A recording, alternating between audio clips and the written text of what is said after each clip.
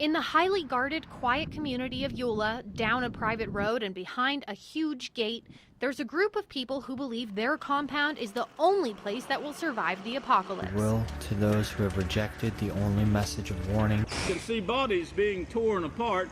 House of Yahweh members follow the word of their leader, The great Kohan Israel Hawkins!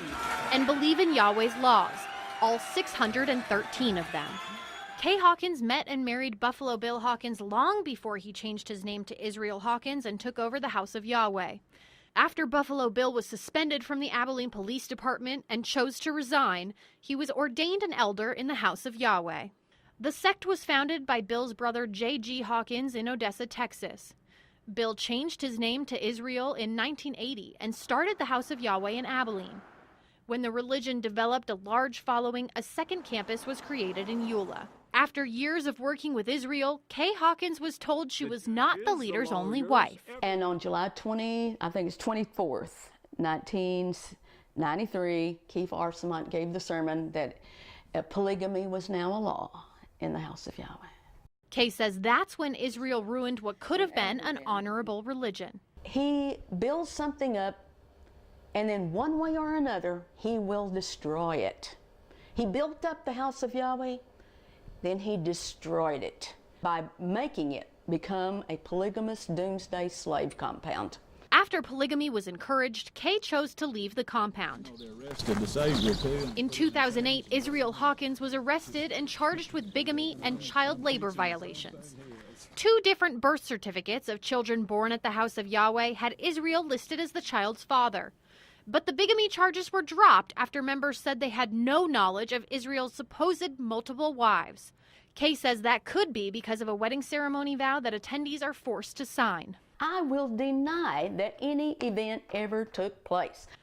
Israel is still on probation after pleading guilty to child labor violations. The same year, Yedidiah Hawkins, an elder in the church, was convicted of another crime involving a child and sentenced to 30 years in prison. My client experienced sexual abuse almost the entire time that she was at the House of Yahweh. As far back as she can remember, she was being sexually exploited by her stepfather. And we've developed evidence that the House of Yahweh elders knew that this was going on. A civil case charging Israel with failure to report the sexual abuse of a minor is set for trial in March.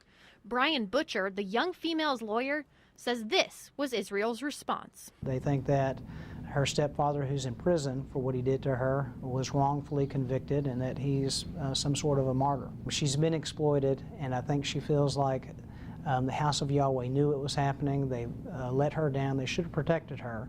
And that's something that she struggles with. We tried to contact Israel and some of his followers several times. He would love to talk, but he has not a moment. I've never had any problem, but I mean, like I said, I've been a member over 20 years. Butcher says after talking to dozens of former and current House of Yahweh members, he's learned that the practice of marrying minor females to elder males is common. I think there are members within the House of Yahweh who are exploited financially, emotionally, and sexually. Kay says she often drives past the compound and thinks about those still living there. Those poor people, they are prisoners, and they don't even know it. They become financially dependent. When everything that you have is tied up within, a cult, it's hard to get out of the cult. They are advised, if they leave the House of Yahweh, they are doomed to burn in hell. That's why Kay spent 17 years writing this book to help herself heal and reach out to former House of Yahweh members. It was as though I had been confined in a concentration camp against my will. If you have someone who understands and you have someone to say, I know exactly how you feel, that is a powerful validation. Because people who have never been through something like this have no idea. It's a different world.